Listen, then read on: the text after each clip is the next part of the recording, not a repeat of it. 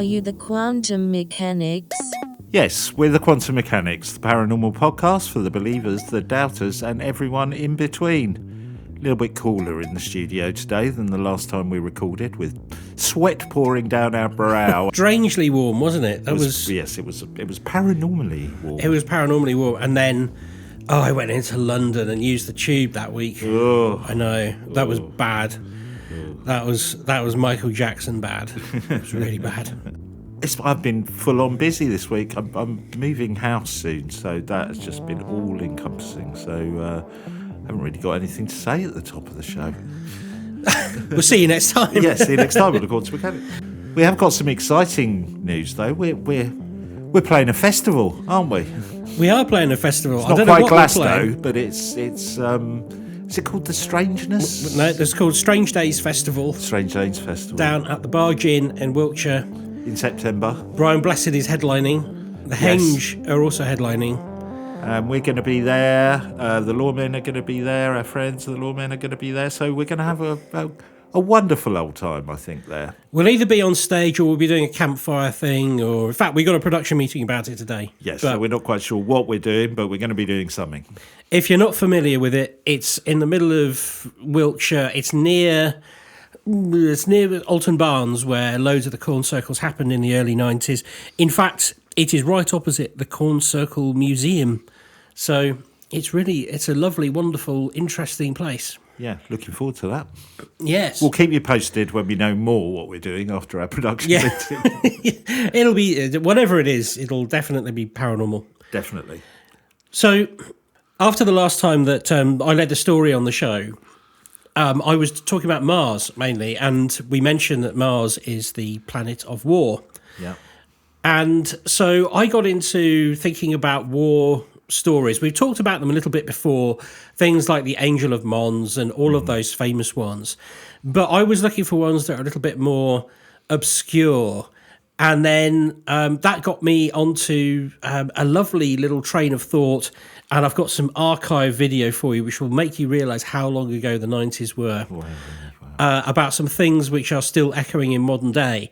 But when I started picking this up and I was looking around for sort of books and places where I could reference, not just, there's a lot of stories about, there's somebody comes and fights on your side, and it is usually propaganda, isn't it? I mean, I think the Angel of Mons, we can all agree, is likely to be propaganda, because you always want an angel on your side. Yeah. And I started finding some really interesting Reddit threads about the Ukrainian war. Now, for moral reasons, I'm not going to go too far into that, but I'll just tell you a couple of the interesting things that are coming out of there already, because it isn't just echoes of the distant past, it's also recent encounters. This is a first-hand story from a Ukrainian volunteer who's recounting his own experience in the forest near Kharkiv, which is a frontline area that was contested largely in 22-23.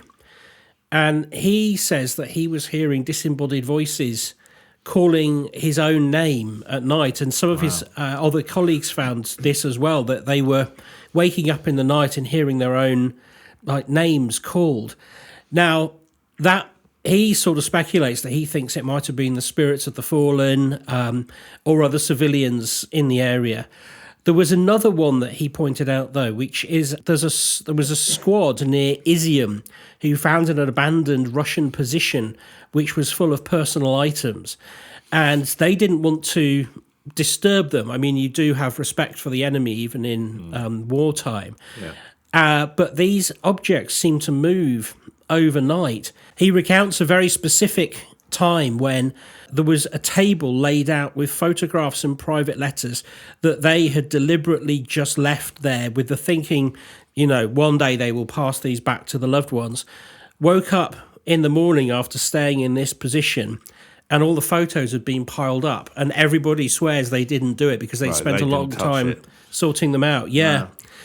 In the same thread, a Ukrainian journalist describes a Russian T-72 tank that was abandoned after a siege of Mariupol in 2022. And this rumour kind of went around that it was cursed. And the reason for that is that residents said they kept hearing mechanical groans and lights flickering inside the tank at night, despite it being completely inoperable.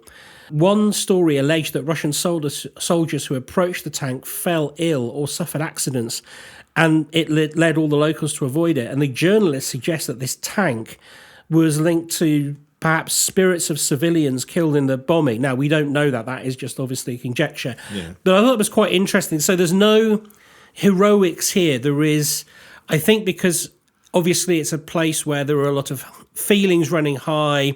Yeah. There's a lot of death and destruction. You get this... it's almost like the veil draws a little bit thinner at this point.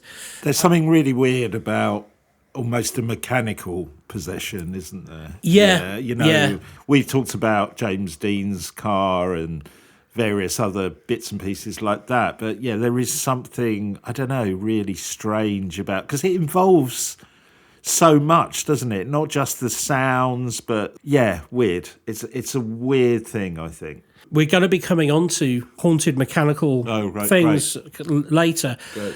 But let's leave that for a moment and move on to other wars, because there are even more strange stories around those. And I came across this one, which I had never, ever heard of before. And I found it very difficult to cite it. This, again, I found on a forum, and then I did find one citation for it. So this is a personal account from Vietnam, from the Vietnam War. And the person writing it says that the jungle was a living hell, and every leaf was a potential hiding place, every shadow a threat. And I think we sort of know that from all the war films. It seems like, jungle warfare is particularly disturbing.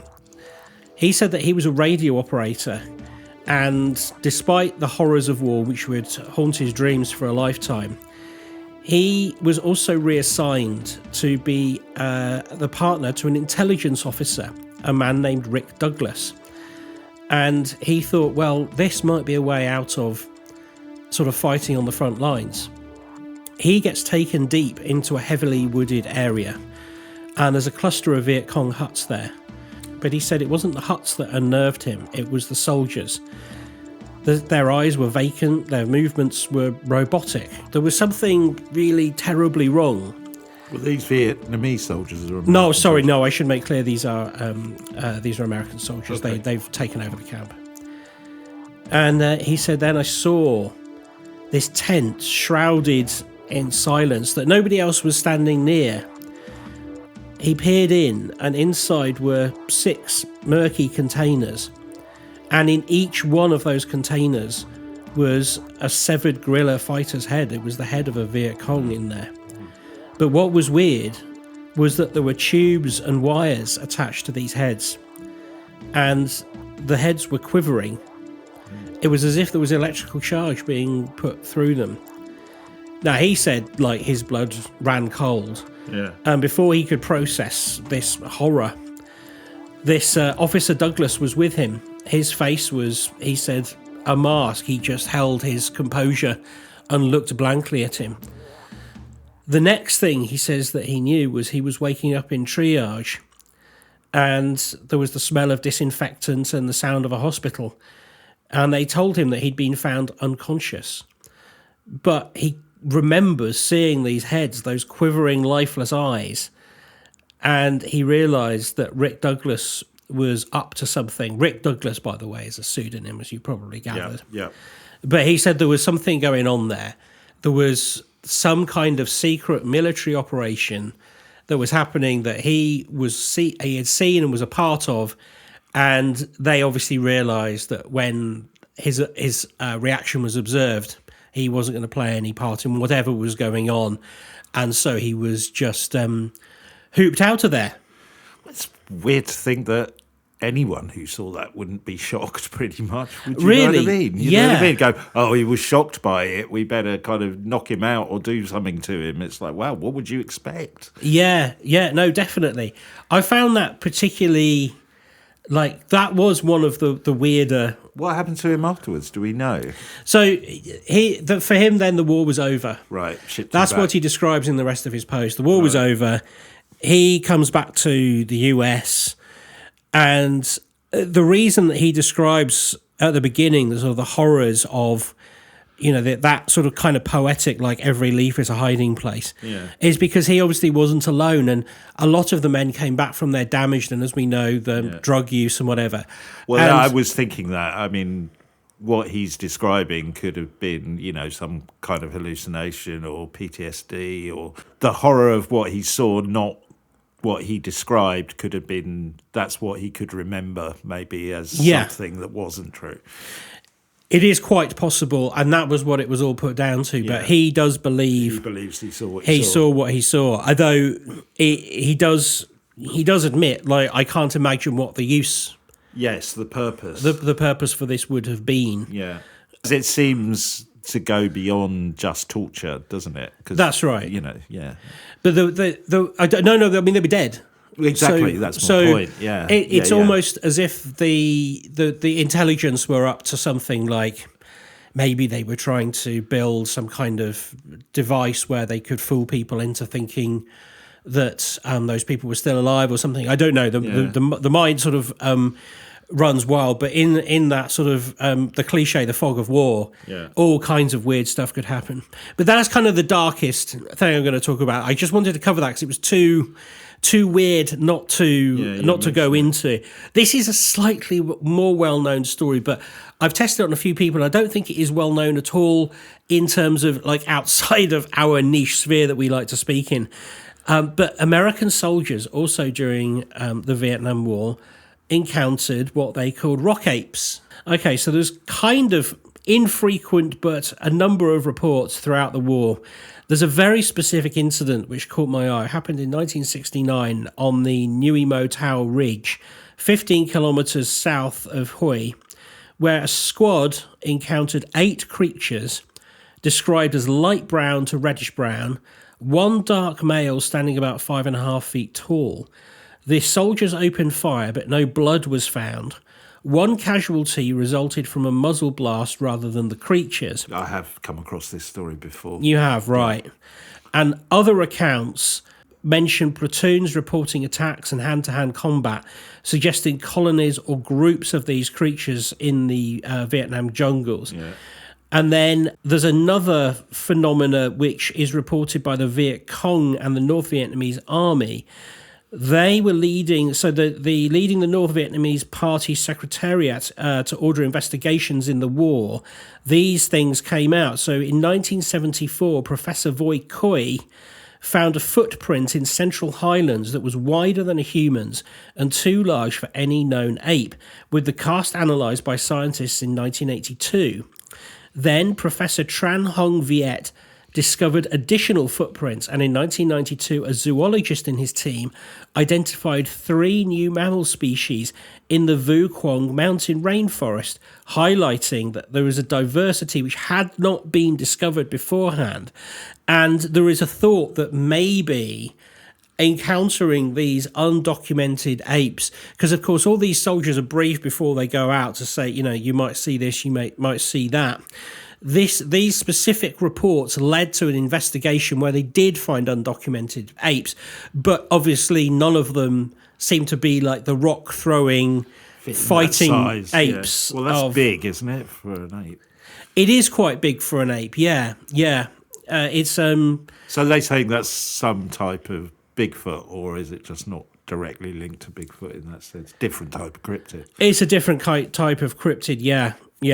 And then there's one more I want to tell you about before I sort of want to get into the meat of it, because when you start putting this together, the most unusual things aren't cryptid encounters. They're things which are truly unexplainable that echo back through time. But just before I get onto that, there was this one caught my eye. So this is from 1942 and the Japanese invasion of the Philippines. In Bataan, there was approximately 75,000 American and Filipino soldiers were surrendered. They endured this infamous Bataan Death March, which was a 65-mile trek with scorching heat, with no food, little water, rest. Thousands died, thousands. And the suffering left this indelible mark on the region. And, survivors of this were still being interviewed 10 years ago. It was awful.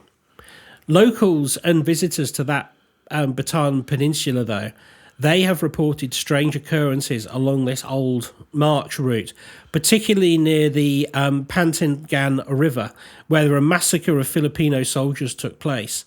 The most common accounts describe hearing disembodied cries or moans at night, either in Tagalog or English, and they're pleading for help or water. And some claim to have seen shadowy figures in tattered uniforms stumbling along the roads, only to vanish when approached. This is kind of like, we've touched on this kind of idea when we've, like the Fukushima incident and things like that, a little bit like the ghost hitchhikers, though in this case they're not hitchhiking, they're just appearing on the road. And I found this really interesting story from a local farmer who told it in the 1950s. He was walking home at dusk and he encountered a gaunt soldier, barefoot, dressed in a ragged World War II uniform, asking for water in a weak voice.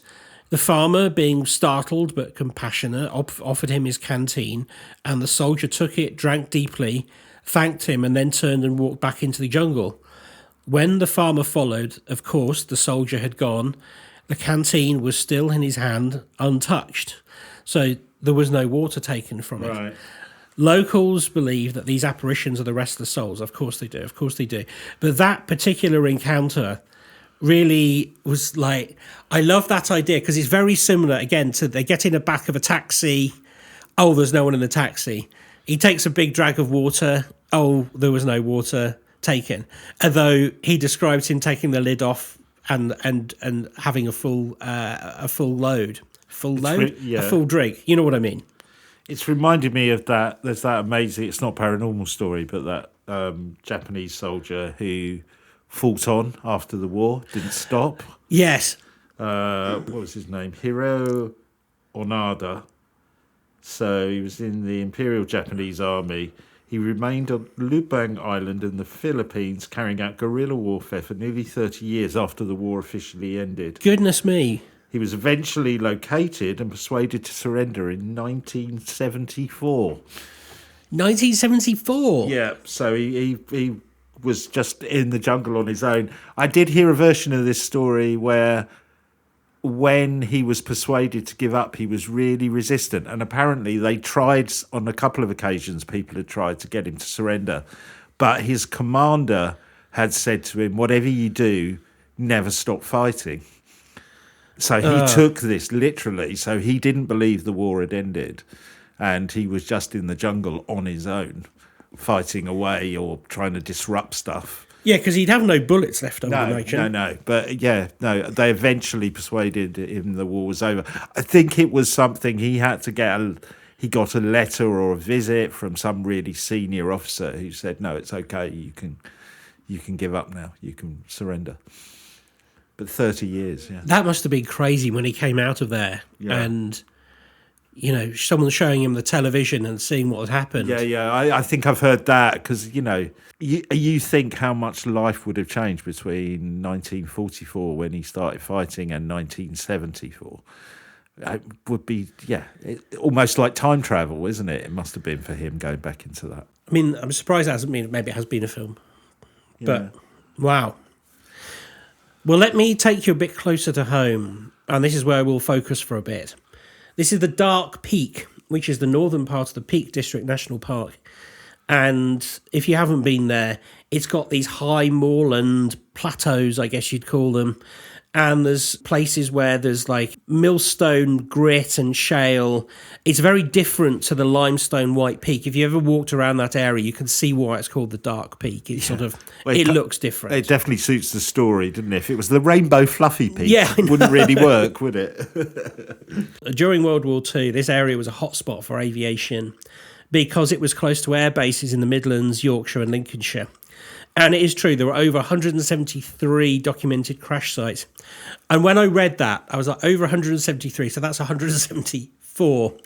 I think what the book means is there are at least 173 documented crash sites within or near the national park.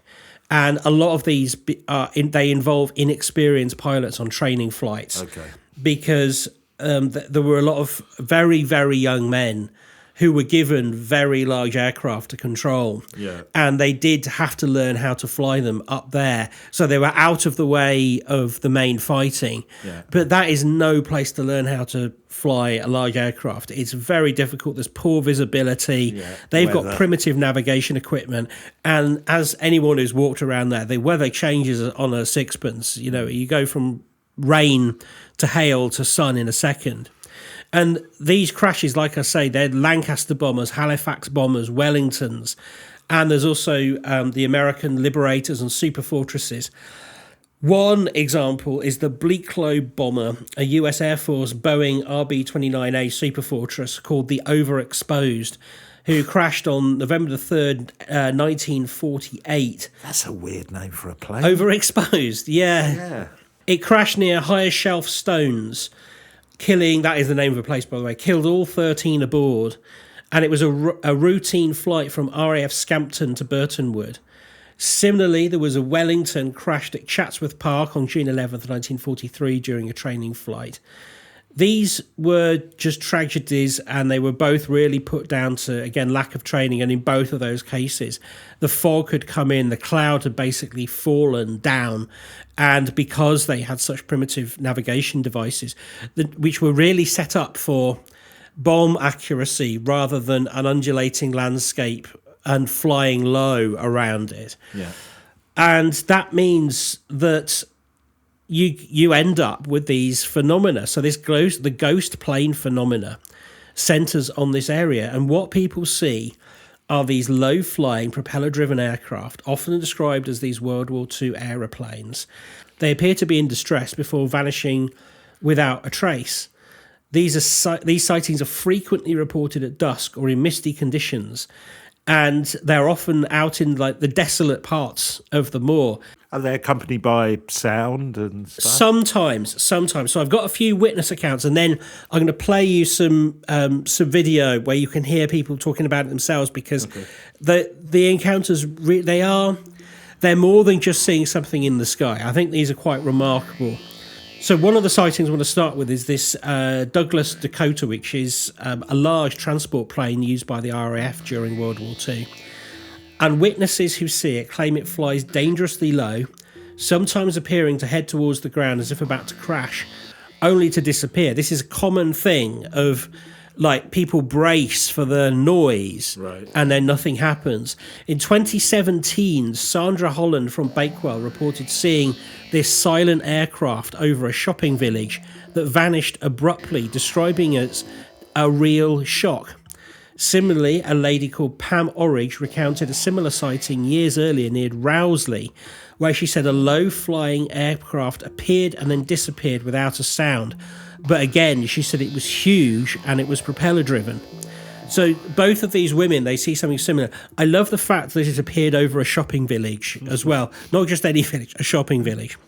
But, I guess skeptics will look for, reenactments or air shows or whatever. Yeah. Well, we're going to come on to that. Okay. In March 2018, dozens of witnesses across Derbyshire, including, this will give you the scale of it, Ripley, Hilton, Hope, Matlock and Ambergate, reported seeing one or two, witnesses vary, silent World War II era planes in green sweeping low across the sky at about 6:45 in the evening. Lindsay Taylor, who lived near the village of Hope, she described two planes flying silently, the sky darkening and her car radio losing signal. She noted that one plane banked sharply before vanishing, but again, no crash was heard, no crash was reported, but they did send out police and mountain rescue teams on that occasion. In another one, a Lancaster bomber associated with the dam buster practice runs at Lady Bower Reservoir during World War II was spotted by multiple witnesses. This was described as this large, low-flying aircraft again, and a number of people saw it. There's one person here, a 60-year-old witness, claims to have reported this low-flying plane so low that they had to duck. And yet when they turned to see it fly the other way, it had gone. So it comes over their head, they duck, and it's disappeared. Wow. Which is remarkable. It's interesting, that timing of around dusk, isn't it? is an interesting factor. It's around dusk, and also the fact that her car radio went very UFO. That isn't it? It's very UFO. So let me play you this. This is from 1996, an ITV show where they interview some of the people that have seen these craft. Oh, cool. And a lot of the witnesses seem to be trained in cut glass BBC English. They are remarkable. The reenactments as well are something else to behold. But listen to this. This first account is from a gentleman who is out walking his dog, and listen to what he sees. Took the dog up the lane for a walk, got so far up, and then I suddenly saw this plane out of the sky coming down the valley. And it was very, very eerie. The propellers were going around, but there was no sound. And it was dipping all the time, as if it was getting lower and lower. And I thought, crikey, this thing's going to crash.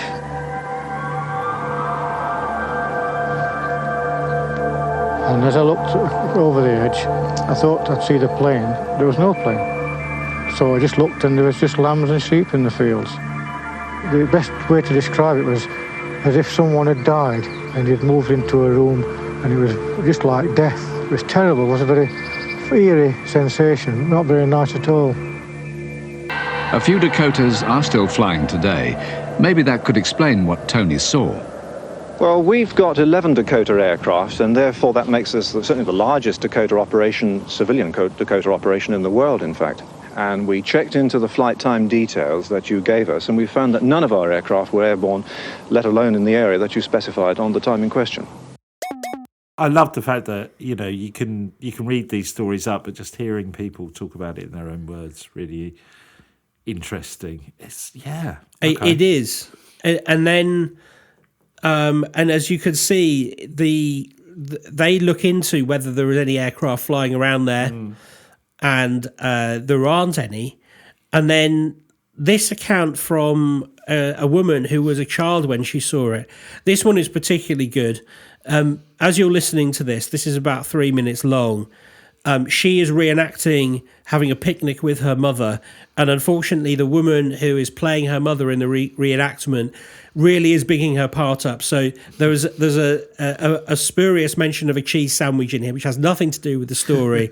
But just enjoy her story, because I found this absolutely fascinating. The mystery deepened after Tony's story appeared in the local paper. Others wrote with their own sightings of phantom planes in the peaks. The earliest dated back to 1948. I must have been about 7 or 8 when I saw the plane. I remember it because I'd been interested in planes from a very early age. I preferred them to dolls.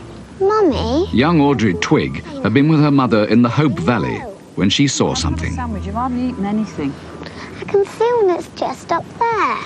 Your eyesight's better than mine. Look. What baffled me mostly was the fact that Mum couldn't see it. Do you want a cheese? I think the strangest thing was how low it was. The weather's turning. Could Audrey's sighting all those years ago be part of the same mystery as Tony's encounter? Paul Booth and Stephen Lewis devote their time to piecing together the history of the tragedies. In my research, I found that a lot of these phantom sightings have actually taken place in areas where the actual aircraft have crashed. But what about the Hope Valley, where young Audrey made her sighting? There was a Airspeed Oxford crashed in the Hope Valley, and the young pilot was only 19-year-old, and he was doing his first solo navigation flight, and he took off in clear weather, and a cloud came down as it is today, and he descended through the cloud to try and find his position, and the aircraft flew straight into the moor. Again, amazing story. I know what you mean about the cheese sandwich. Unless we're bringing some fairy folklore into this, it doesn't really add to the piece, does it? But it doesn't. It's the multiple witnesses as well that you were mentioning earlier. It's fascinating, that, isn't it? Because you can write off one or two and people being mistaken or the usual stuff from a sceptical point of view. But multiple witnesses of the same plane only lands you, if you excuse the pun, in the area of well, it must have been somebody, an air show or flying one of these planes, and it kind of freaks you out. But there is a different feeling. I know, living where I used to live before, every year they'd have, the fates. And I think a number of villages have their fates on the same day, and they'll hire a Spitfire to fly over at different times for the different fates. But you don't immediately go, oh my God, there's a haunted Spitfire. You go, oh look, there's a Spitfire. Something must be going on. You know what I mean? But there's a distinctive noise as well. Yes, but the point I'm making is your first thought isn't that something extremely weird, is it? If you see it, it's just you go, oh, that's somebody flying an old plane. But there's a certain, I don't know, there's a certain paranormal feeling that seems to come with these encounters. Whether that's exaggerated by being at dusk, I don't know. But well, yes, that witness who describes the darkening of the sky and, as I say, the car radio going off. Well, the car radio. You've done a couple of episodes on time slips. Yeah. There stories of that kind of electrical interference in time slip stories. I don't remember it. No. In the time slip stories, see, that is one of the problems with some of those time slip stories, because there was one account where there's people driving. There's several accounts where they're driving, but there's one particularly that stood out where they're driving along in a car and they go into a village in Suffolk, I think it is. And it's back to a time when this village is all in bloom, and there is an in bloom competition. And it turns out it's about 30 years before when they arrived there. But most people driving along in the car, you're correct, will be listening to the radio or listening to something which is, electronic.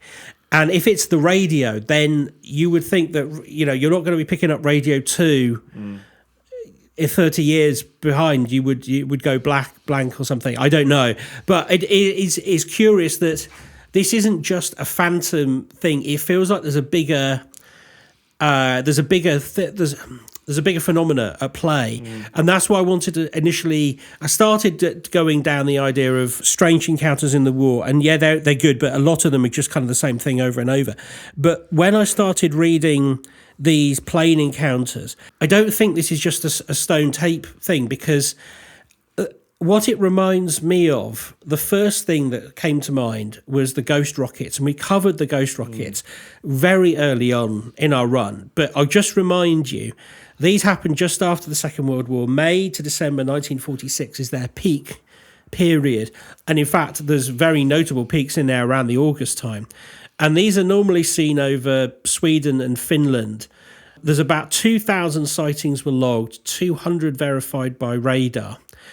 But what people saw were like literally rockets, some with wings, some without, fast moving, missile shaped. Some were cigar-shaped, that's true, visible for a few seconds, and then they are described by witnesses as crashing, quite often into lakes, but also into fields and just surrounding countryside. There's one in July in 1946 where a witness sees a grey-winged rocket-shaped object crash with a thunderclap, which is different to the ghost plane sightings. But when the military go and investigate, there is nothing there. It feels like there is a phenomena here which is attempting to show us that there is it's attempting to communicate by means of showing us a large retro object in the sky. I thought you were going to go aliens on me. I thought you were going to go, I'm not saying it's aliens, but... Well, I mean, that had crossed my mind, but I'm not sure that aliens are exactly what I would What's go... going on here? It did make me think, because I know we've talked a number of times about how UFOs are almost our technology, but slightly ahead of time, like airships. Yeah, the airships. All that stuff. And then they're like the steampunk ones of the 1800s, yeah. And we made a joke about maybe the aliens have just got their timings a little bit out. What do you mean you sent they haven't invented that yet? You made a mistake. Yeah. They camouflage, but it could be, if you go with that, it could be this the other way. It's like, oh yeah, they've got this thing called a Lancaster bomber. We'll disguise our, UFO as that without realising that actually that's not been flying for 30 or 40 years. Yeah, but I mean, there's all manner of reasons why another entity might choose to display as a Lancaster bomber or as a flying rocket. I can't imagine why they would go to the extent of actually doing it unless. So when we talk about mysterious flying objects in the Second World War, we often go back to the Foo Fighters. We've spoken about the Foo Fighters a lot. They're a well-known thing. We know what they were. Both sides thought they saw these strange orbs flying around. Both sides blamed each other for exactly. Them. We also see that in encounters that we've covered about UFOs and nukes. So we see these UFOs that there's one particularly famous encounter where a UFO is seen directing a beam of light 3 times at a test fire and bringing down a nuke. And all of those things, they are considered like, we can't often go to non-human intelligence. We go to ghosts when we talk about these aeroplanes, although that's difficult to come to terms with because aeroplanes presumably don't have souls. So you're relying, the argument would have to rely on the dead crew inside, that it would be a ghost thing. But then I started thinking, well, what if there has been some kind of weapon that has been hidden from us that is completely human? Something like, and we have briefly touched on this in a previous episode, the Joint Non-Lethal Weapons Program in the US, which has explored, and we don't know to what extent they've ever deployed it, using laser-induced plasma to project light, sound, and heat for psyops. And this technology can even emit voices and other visual phenomena and auditory phenomena. So is the idea of that weapon, it creates what you think is a hallucination, but it's almost a magic trick in that sense? Yeah, there's a report filed in 2018 which describes a 5-inch lens to project a plasma-based image or sound, as I've said, that could simulate gunfire or voices to confuse enemies. Right. The goal is to create a floating ball of plasma that could project lifelike images, although in 2018 it was noted that it wasn't yet capable of complex forms like aircraft. But they would say that, wouldn't they? So these sightings you were talking about and the ones we heard the clips from, they're all in the same area, or a lot of them are? The aircraft? Yeah. Yes, all of those aircraft are at seen around Dark Peak. So if you go with your theory, that would make sense. I mean, you must have as well been on holiday. You're like in the Lake District. Part of being in those holidays is you're going to see some RAF fighter jet at some point flying over doing their training, right? You always see it on those kind of holidays. And it would make sense, wouldn't it, if you are trialling out something along the lines of what you're talking about, some plasma projector weapon, whatever you want to call it, you would test it in those areas, wouldn't you? Because that's where you test your stuff normally. Absolutely, yes, that's right, you would. And this is the some of the argumentation that has been used recently about why the Tic Tac is a Lockheed Martin vehicle rather than an off-world vehicle, because it's only seen in designated high secret test areas. Yeah, while they were actually doing test manoeuvres. You know, the big one, right? The big sighting. It also reminds me of, again, if you go with the narrative that Area 51 was never a UFO or alien area, it definitely was used to test fly new military equipment back in the day. Yes. So again, it goes with that theory of your Dark Peak. You know, if that's where you're testing your aircraft and other weaponry and other stuff, you're going to do it there, just like Area 51. They would, test stealth bomber and all that kind of stuff. Yeah. Because that's where you test stuff. Yeah. And then my mind went even further than that, because that would assume that you'd be able to, if you were able to project a hologram into the sky, because a lot of those sightings that we spoke with, the ones I played out at least on the tape there, they're from the 60s, 70s and 80s.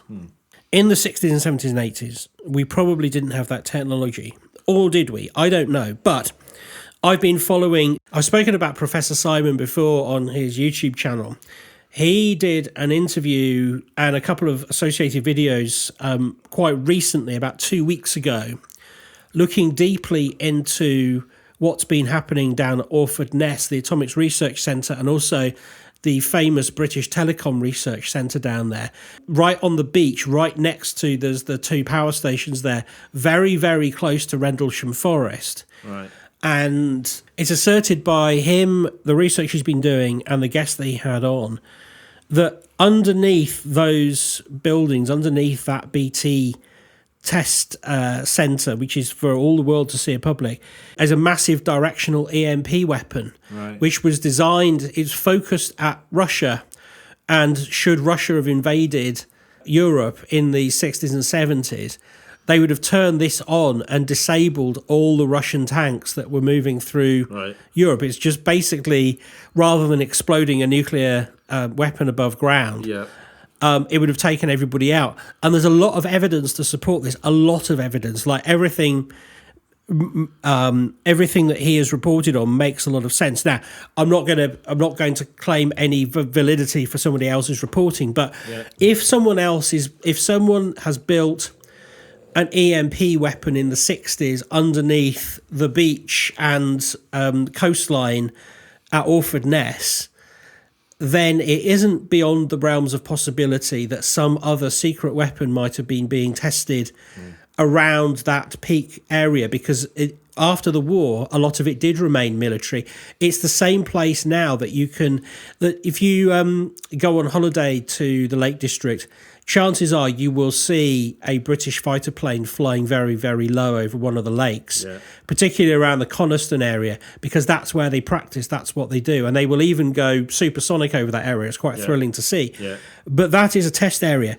If it isn't a weapon which can force an hallucination, if it's not a weapon that can force a hologram, maybe it's a weapon that can force an hallucination. Yeah, I was thinking that. Or a side product of the weapon is some level of, disorientation that could, a bit like where we've talked about infrasound. That's right, You know what I mean? It may not be, it's there to create a hallucination, but it could be a byproduct of the weapon. That's right. And what's so peculiar about it is in all of those cases in Britain, the fighter planes there, nearly all of them have no sound. That's what makes it different from the Ghost rockets, because they did have some sound.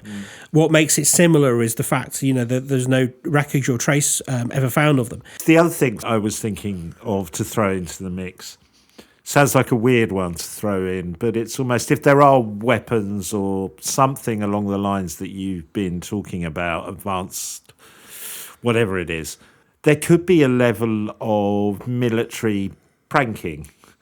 So, there's a few stories out there of RAF pilots freaking out people in cars for a laugh. You know what I mean? Yeah, almost there dive is. bombing them. Or there's always that classic, isn't there, of, I noticed an RAF helicopter was peering into me sunbathing in my back garden, you know what I mean, or into my bedroom window, and you get stories of pilots being suspended for that kind of behaviour. They're videoing that kind of thing. So you always go with the thing of it, if you go with that conspiracy, as it were, that it's some deliberate thing to maybe test something out on the public, but it could be somebody just going, hey, let's have a laugh with this. We've got this technology. Let's freak this woman out who's walking her dog or guy and make him see a Lancaster bomber. Yeah. No, it is very possible. And that would be a low impact way of testing the effectiveness on the mass population. Yeah. The only weird thing about it would be how you get people to hallucinate the same. That's what I was thinking, unless it's some kind of, so that lends itself to some kind of projection. But then, if you're projecting it, why do you go, tell you what, let's do a Lancaster bomber, No, I agree. But, it reminded me again, when you speak about things like that, this TR-3A, the Black Manta, which is this rumoured US stealth aircraft that is supposedly responsible for these Black Triangle sightings, completely denied by the US government, of course, but it's been reported since the 1990s. I'm not talking about the massive one that has appeared over like Phoenix Lights or whatever. I'm talking about these like very fast moving triangular craft. Yeah. And you know, people like Jeremy Corbell have got images of them now on night sight, traveling extremely quickly at a very high altitude. And you know, of course, it's likely that if it's a secret project, it's going to be denied. But again, you know, does that fall into the same category? Is that some kind of psyop to just test whether people are affected by some weapon? I'm not sure. Yeah. My final conclusion to this is this idea of that people are obviously seeing something here, and it's almost Sherlockian how many people have seen them, and there's a mystery there. But if it isn't a secret weapon, and it isn't people making it up, and I'm sure it isn't, then if it is spectral, again, how are we getting a spectral vehicle? Yeah. Because obviously it isn't just aircraft. As I covered earlier, it's not such an impactful story at all, but people are hearing the mechanical noises of a disabled tank. And I was mentioning earlier James Dean's car, that kind of mechanical haunting is quite fascinating. But I guess the big difference with this is he did have that car and it was getting haunted. But in these stories, unless it's not possession, because they're not possessing something that was flying around. The whole thing is an apparition. Yeah, no, that's true. That's true. Wow. So just looking through my notes here, there's another account from a Louisiana air base, 2006. And there's a rumour going on around the base that there is a peculiar ghost truck that drives through there. And I'm just going through the notes down here in real time. There's a couple of patrolmen who say that they heard a low guttural almost moan sound coming through, and then before they knew it, rattling right the way through the middle of the base was this giant cattle truck, very peculiar sounding engine drone, and it just drives through the middle of this base and disappears. So that again, I didn't include it in the main story because it's not exactly a war, it's based at it's an air base. But again, that we've got a mechanical thing haunting a military area. It's very peculiar, isn't it? Well, I think the really peculiar thing of it, and it does lean itself to some kind of haunting or stone tape type solution, is people are seeing the same thing. That's weird. Over multiple years seeing the same thing. And again, it's a plane that's out of context for its time. Yeah. Why? You know, let's go with your weapon idea. Wouldn't you make it a modern plane? I mean, here where we are, very often see Chinook helicopters flying over, sometimes very low. Why wouldn't you do that? Because people would go, oh, look, there's a Chinook. They wouldn't then go, oh, my God, it's some spooky whatever. Who goes, I know, we'll make it a Lancaster bomber or a World War II plane. That'll be interesting. Why not a flock of birds? Why? Why go for something like that? It doesn't seem to have a logical reason to it. But that lends you to the logic of it being stone tape or a haunted plane. Maybe that's the purpose. If there's something weird or goes wrong with the whole experience and it disappears out of sight, we'll be telling this story on the podcast about a haunted Lancaster bomber when actually, sorry, I'm arguing against myself here slightly, but you can see why that would actually make sense. Yeah. It's almost the X-Files thing of blurring the truth so much that you believe it in a way. Yeah, that's true. Well, speaking of which, I'll leave you with... Wow. I was going through the week's news, and do you see Jeremy Corbell was interviewed, I think it was about 2 weeks ago, but I saw the footage this week. Right. And he said he didn't want to talk about it. He left it to the producers to whether they wanted to reveal it or not. But he says this is the UFO phenomena is all heading towards us being told that there's a ship that has been detected that's slowly making its way towards Earth in 2027. That's what he thinks. And so this is like what we've been discussing is kind of like a precursor to that. Why does he not want to talk about it? Because he says he doesn't want to perpetuate the lie. He takes it very seriously. And he says he's been told it by shadowy figures who whisper it in corridors. Right. And if he talks about it, then they will manipulate that and say, you were going to be, you were told that this is a lie, but actually it's true. So you can turn a whistleblower on its head by subverting the story. That's what he says. So like double misdirection. Double misdirection. I'd be double shocked if any of that isn't a filmmaker's deep joy. But, I'm not passing any judgment on Jeremy Corbell. I'd A love mothership to see him that's one day. about 5 miles long and That's wide, it. in the shape of a Lancaster bomber. Yeah, that's right. Yeah, there was a famous newspaper in Britain called the News of the World, which did feature... No, Sunday Sport, I'm sorry. Yes, Sunday Sport featured Lancaster bomber found on moon. That was right, yes. That along with Freddie Star Ate My Hamster. That was the Sun. That was the Sun, right, yes, okay. Getting my tabloids all mixed up. It's all right. Anyway, there we go. Ghost planes, not so dark secrets of... not so dark stories of World War II. And zombie... And I had an argument with myself. Yes, well done. Well done. That will happen as you get older. Yeah. I often argue with myself when I'm on the way to the fridge. Yeah. Like, cheddar? No, not cheddar. No, brie. No, don't have any cheese. Just some brie. In my mind, because brie is more liquidy, it's got more air in, so it's probably healthier. It's like an apple, right? I don't know, creamier though. Yeah, creamy. Don't know. Well, look, if you like what we do and you want to support us, consider becoming a Patreon at patreon.com/TQM pod. Early access to the podcast, ad-free. We've got our exclusive podcast episode, Ben and Peter's Extra Scoop as well.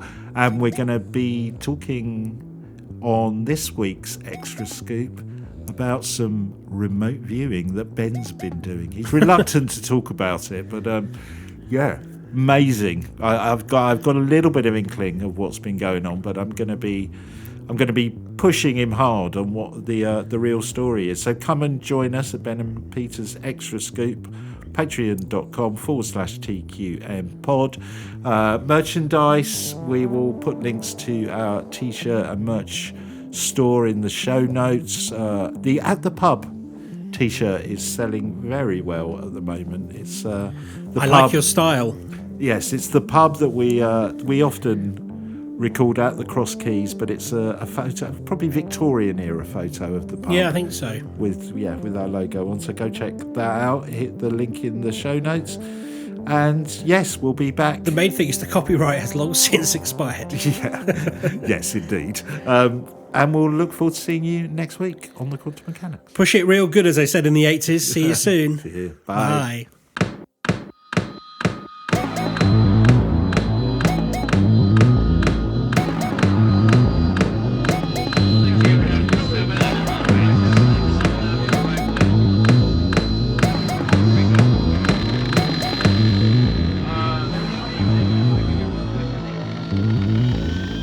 Are you the quantum mechanics?